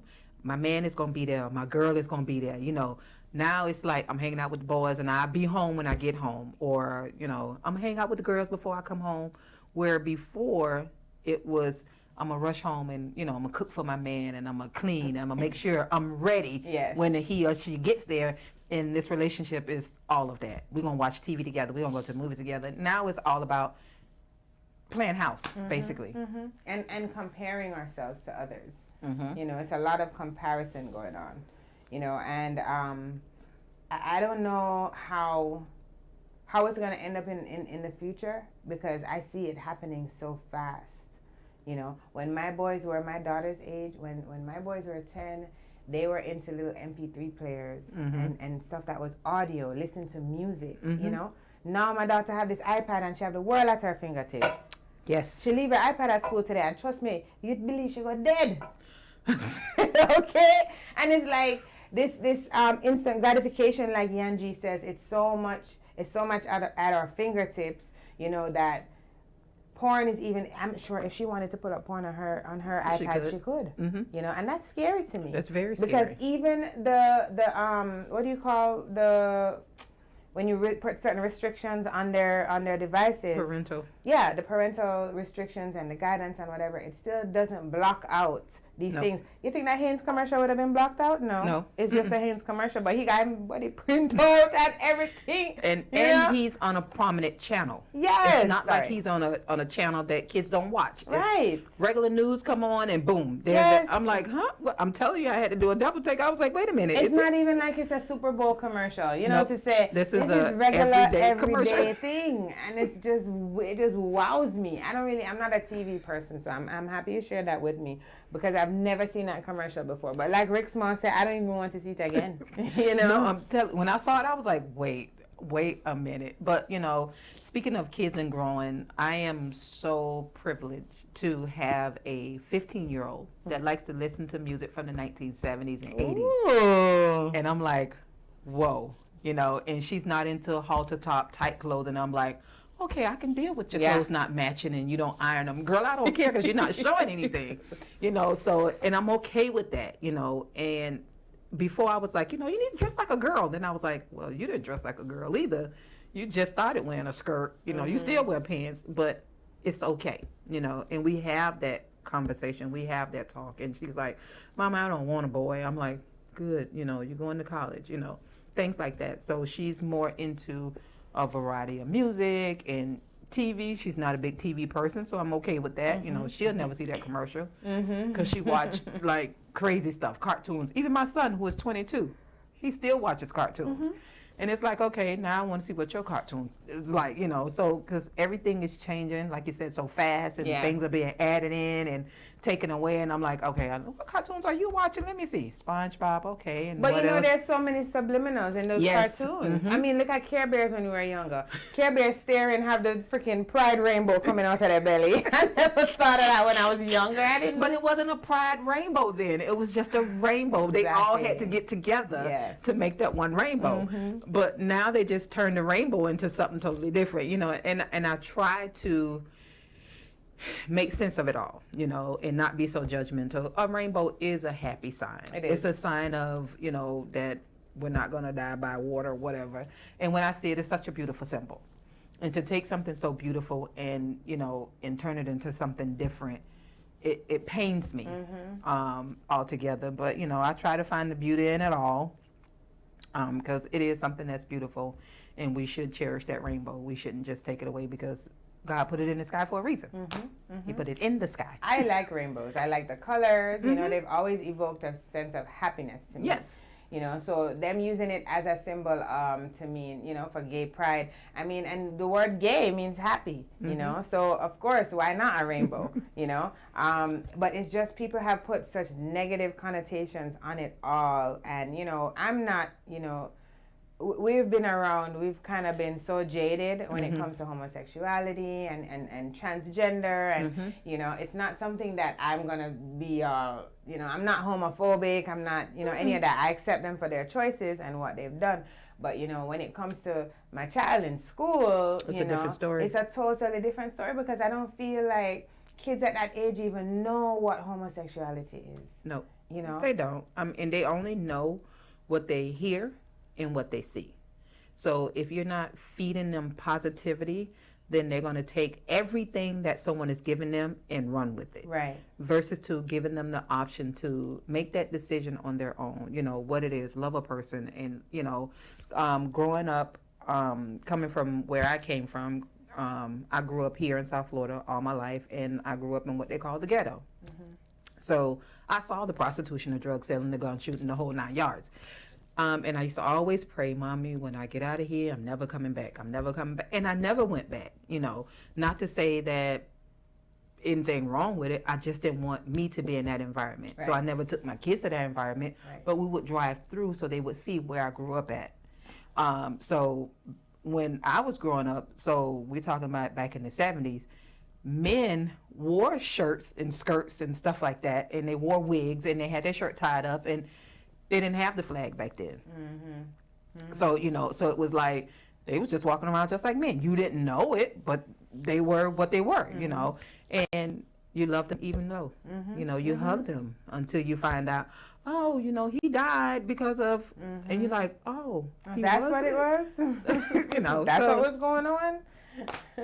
and growing up and then working in the environment, now you put two and two together, you're like, Oh, oh wow. And not only that, now that you know, that's why they said that knowing is half the battle, right? Mhm. Because now that you know, it's like things look different to you, right? You make different choices. You can advise people differently. Yes. I was telling somebody the other day that, I mean, during our whole time working together in, the health field, we've given so many different HIV diagnoses, right? Yes. And you kind of get jaded to a point where, not to say, oh, it's just HIV or oh, it's just AIDS, but to the point where you understand what technology has done and how it has reached to a point where you can assure them that they're going to be okay.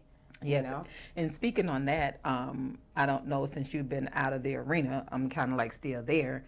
They've come up with an injectable drug for HIV, which is awesome. Great. So you're talking about years of medication, 20, 30 pills to 4 pills, 3 pills, 1 pill, and now an injection? Come on, not to say that, go out and get HIV, they got an injection for you. Right, no, right. That's not what I'm saying. What I'm saying is take care of yourself. They've come a long way with medication, and the medication is there to help you. But they also have the medication to prevent you from getting to this point, Right. So get tested. And, like we always used to, our concern was always one of, if they have the medication to prevent you from getting it, then does that mean that people are going to wild out even more, right? And you have some people who don't understand, when we say that there's a pill to prevent you from getting HIV, it doesn't mean go out there and have fun and then come back and try to correct it with the pill. That's not what it means. This pill is actually more so for people with partners, that have HIV. So if you are, with someone who does have HIV, this is a pill that you can take every day. It will bind itself to the cells and basically cover your cells and prevent it from, the virus infiltrating your cells. But it's not necessarily created for you to go have some wild nights, because you're covered now. That's not it. No. And there are different strains of HIV out there. So Yes. even if your partner has this one strain, you can still go out there and pick up another one and, just make it all worse. So that's definitely something that, we do promote safe sex here on Sex at 6. But we do have in the chat room, we have Yanji when she says that the rainbow represents the Most High's covenant with his people, not homosexuality. Sorry, guys. Yes, we said that. Agree. We agree. We agree. Our producer says if we look at it, it's backwards. How so? Red is first in the So, original. Theirs is purple. So, yes, the rainbow colors have been switched. Didn't even know that. We're going to take a note of that. The colors on the rainbow have been switched. Yanji also says you got to whitelist the kids' devices. It only allows websites rather than trying to block ones. It's much more effective. So whitelisting. Oh, that's interesting. Okay, teaching us something today. So, yes, shout out again to everyone watching in the chat room. Today we are talking about sexual shame, sexual education, and just things that people don't like to talk about. Not understanding exactly why. Wait, what just happened? That rainbow is right side up. Our rainbow colors here. Man, these colors. I'm telling you. But the rainbow that we see in the sky doesn't have so many colors. Yes. So, ladies and gentlemen, we were just taught on these primary colors here, rainbow colors turned around. But, in educating ourselves with this today, ladies and gentlemen, we are very aware of the fact that technology has a lot to do with our view on things as simple as sex, right? Earlier on I asked the question, do the neighbors know your name? And that doesn't necessarily have to be bad. It doesn't have to necessarily be from you pounding on the door from sex, or anything like that. We talked about mental health and wellness, and dealing with rejection. And there's so many people out there these days that can't deal with rejection, So it's just very interesting to me how people just, when they're talking about sex, it's not a conversation anymore. They talk about it to do it. Yes. And it's not something that you actually sit down and say, well, I've had this experience and this is what I've learned from my experience, you know? It's just, oh, you know, I meet that B there and have sex with her all night. That's another thing too. And how many sex partners I've had in a certain amount of time, Right. you know, make it good and, you know, and it's bad. And it's never the conversation piece. Like, I always, and I'm the younger out of all of my sisters, and I always ask them, when you get your partner, do you talk about sex? Or do you just have sex? Mm-hmm. Do you know their sexual status? Mm-hmm. Or do you ask that question afterwards? Do you do foreplay and know what they like before you stick it in? Yes. Or take it in? Sorry. I mean, but it's a conversation that a lot of people don't have. Mm-hmm. You know, and a lot of guys might say, or even girls too might say, the long talking before sex. I just want to get, Yeah. But you'd be so it. surprised at how the talking could be a stimulant for better sex. Yes. Better sex. Because you would be in the car, and then you wind up in the back seat. All the seats are laid back. Right. Or you've been in the movie theater, and then you... all of a sudden, lights out is great. So, I mean, those are things that makes it much, much better. Yes. And, it's not only that. You find out likes and dislikes through conversation instead of the act. Yes. Instead of laying there and saying, you know what, get up, come in, I like what you're doing. It's something that, you can remember from conversation, or we talked about this, or even just in conversation, or I remember she likes to be kissed this way, or, and how about even sex with no penetration? Our viewers are like, oh, what are you talking about? That's boring. It's possible. Yes. And our producer's killing us today. But, it is definitely something that, is possible, ladies and gentlemen. You should explore it. Tantric sex. Ooh. Tantric sex. And talk about it before you get into it.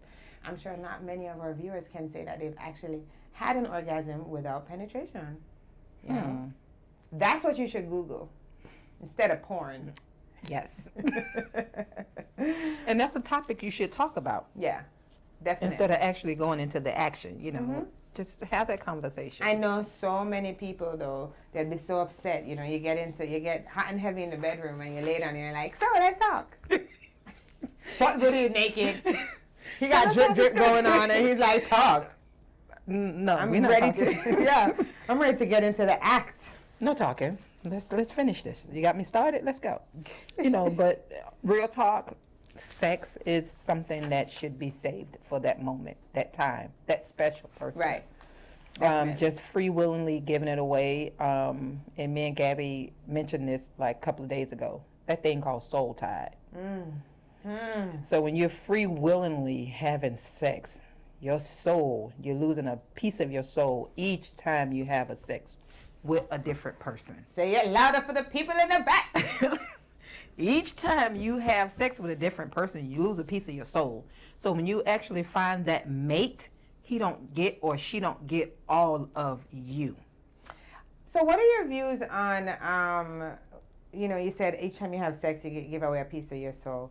What are your views on people, like adultery, couples, and then one person steps out? Because as far as I'm concerned, the person who's stepping out is still carrying that soul tie of their partner to the other person. Of course. It's vice versa. When you are, and I've always said this, if you got to step out, just step all the way out. Take your clothes and go on. Because it's something about that person you stepped out on, and it's something about that person you stepping with that you can't bring them two together. It's, when you said I do, it's for better, for worse, and all that other good and bad to go together. Right. So, you that's why it's so important to get to know the person that you are actually planning to marry. Because if it's not that person for you, if that person don't bring you gratification and just talking about them, smelling them, or seeing a picture of them, then that's not the person for you. You can't make them be with you. Absolutely. You can't make them make you feel a type of way, So with that, adultery, you have some people that have committed adultery and the partner lets them come back for whatever reason. It could be the sex, it could be the money, it could be the looks, or it could be vice versa. You feel like you can't get anybody else but this person, so you're going to take whatever they're giving you. You're going to take the fact that they're stepping out, you know. So once you know your worth, yeah, you'll accept things differently. Same thing that we were talking about earlier with self-esteem. Mm-hmm. It's like your self-esteem determines like what you're willing to accept, right?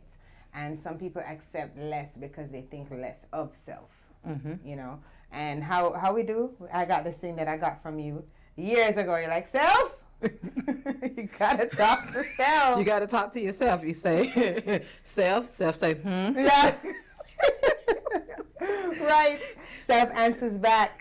Self says, you know, you practice talking to self, because self will listen. You know, you tell self, listen, get it together, and self like, okay, I'm gonna get it together. Not only that, there are times when you say things out loud and it actually sounds different than what's in your head. You know, and it's like, ooh, I'm glad I said that out loud.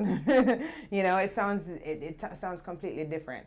But, you know, self-esteem has a lot to do with it. Mental health has a lot to do with it. Yes. You know, having conversations with other people to find out how other people react, you know, what's going on out there, getting other opinions of people that you value. Now, you can't go to your friend who loose in the streets and you have a different partner every week to ask for advice, right? Be careful who you take your advice from.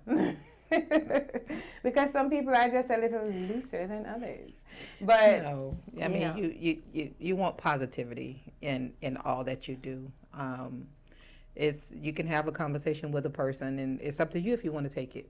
You know, you can just let it go in and come on out and please the person that you're sitting across from, or you can really tell your true friend, you know, I don't really want to hear that. I mean, it's not making much sense to me. Right. You know, I'm gonna go somewhere else and get some more good stuff. Right. Absolutely. I mean, it's just something that we have to make common conversation, right? Not necessarily at the dinner table with the kids. Yeah.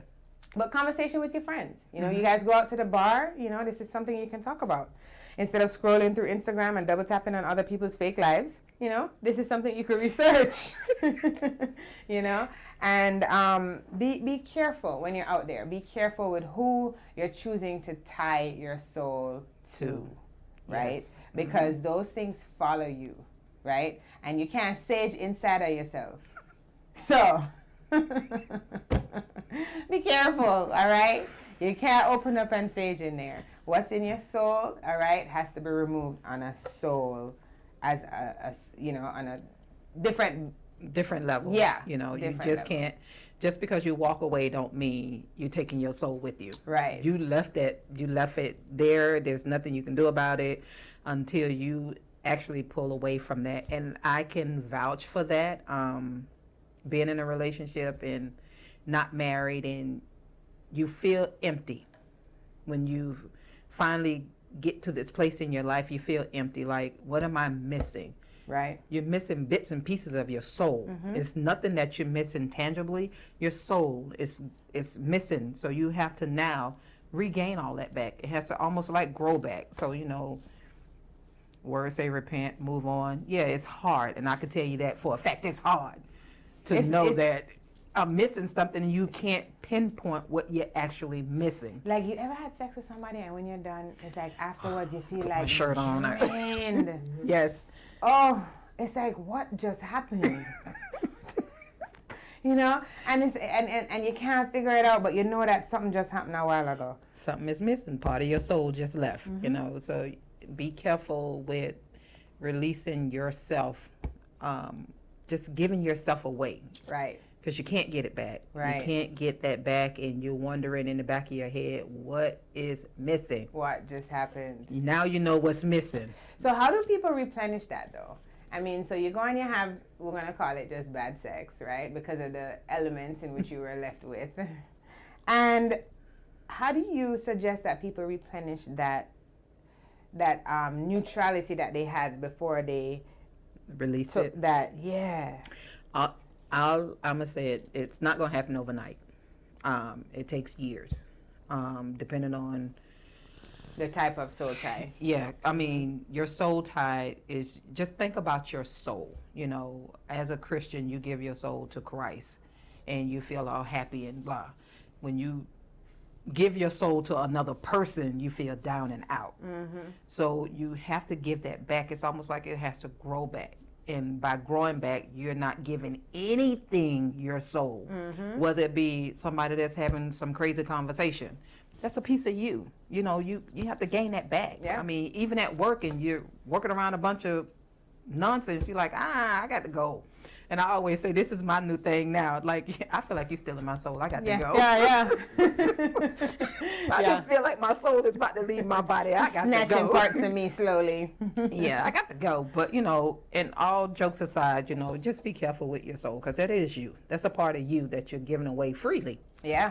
I mean, I think that staying away from the source that snatched it, I feel as though that is a part of the replenishing. Yes. Right? Staying away, not being injected again, so to speak. You know? But staying away from them, you know, kind of like purging, you know? It's like a big purge. And I don't think that there's a time that you can place on it. I just feel as though it's a feeling. Yeah, you'll know when it's like clear. You won't feel empty anymore, and you won't feel a sense of something is missing. You'll know exactly what it is when you get it back. You'll be like, "Oh, I feel so much better now." You know, it's not that thing or that person or those things or those people that when you get around them, you feel some kind of negative energy, like you always say, the aura. You'll feel it in the room. You'll feel it pulling away from you as well. So, you know, you be careful with that. And it's not even something for you to go and cuss the person about. I don't like your soul. You're not giving me some more. You know, it's like, it's something that's so spiritual that when you feel it, you don't want to talk about it, because then that comes into the rejection factor that we were talking about earlier. You know, you find your way to smooth it over, and you just don't do it again, because you know what's good for you. You're the person who's feeling this inside, you know.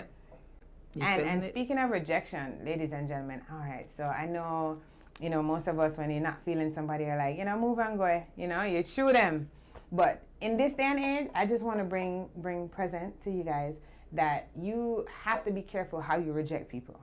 Yes. You have to be careful how you reject people. People don't take rejection the same way. Nope. Right? People don't take it like you. People don't take it like me. Just be careful how you reject people. Right? Because there are people out there that will plot for you. Plot and plan.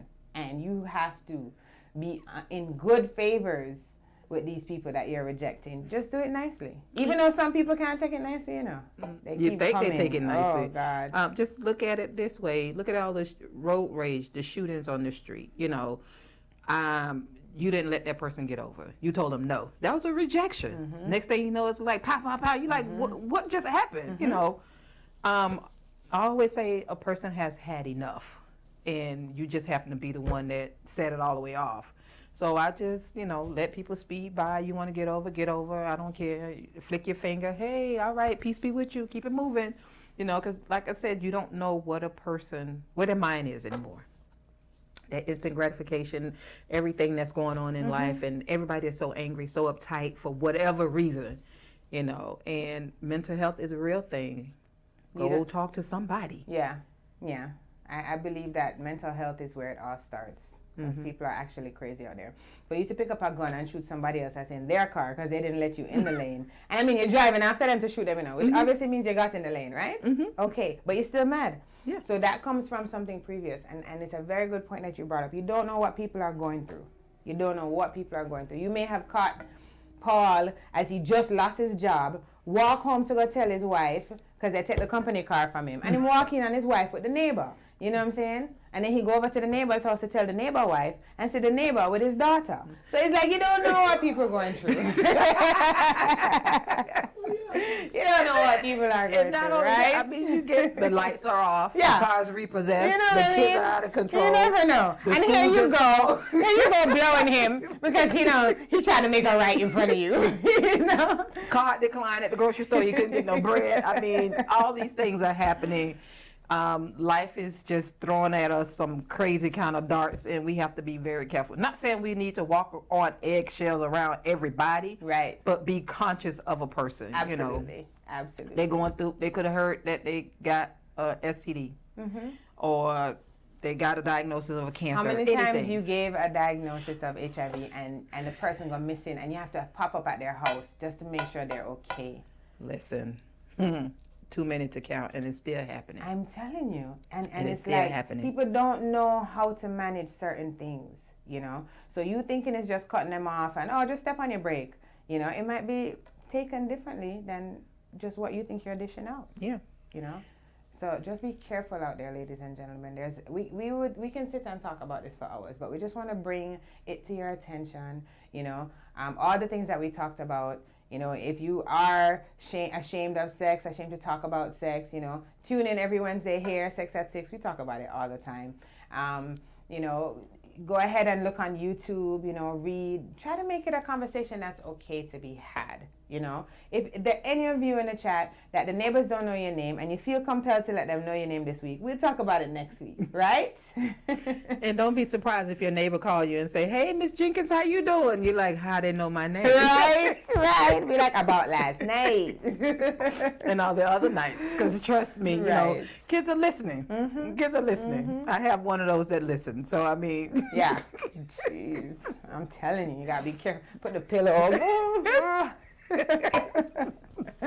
All right. So, ladies and gentlemen, we have come to the close of another great show here. Sex at 6 in the Flex FM studios on Hump Day. You know how we do, where we inspire, empower, and entertain. And Shakita, this is your first time here in studio, but definitely not the last, right? Right. And here at Flex FM, we are the best FM, right? So it's my FM, it's now your FM. Yes. So you have to go tell a friend, so they can tell a friend. Oh, so no, I'm going to do it on social media. Yes. You know, instant gratification.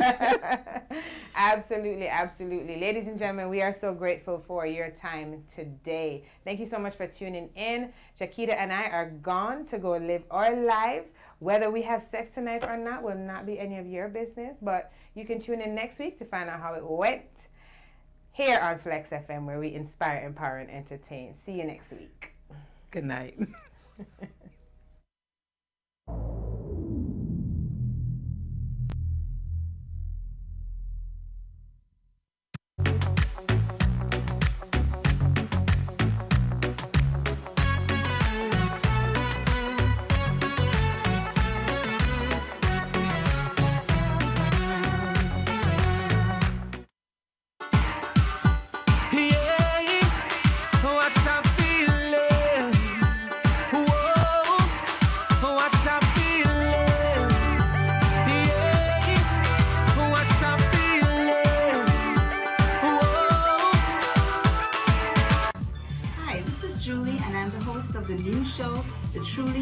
Experience. You can catch me every Saturday from 1 to 2 p.m. on Flex FM Radio and also on our website at flexfm.online. That's www.flexxfm.online. Again, that's a truly Julie experience coming to you every Saturday from 1 to 2 p.m. You can catch us on all our social media at Flex FM Radio and again on our website at flexfm.online. She look me right in the eye and tell me, G, this a full time. She very sexy look.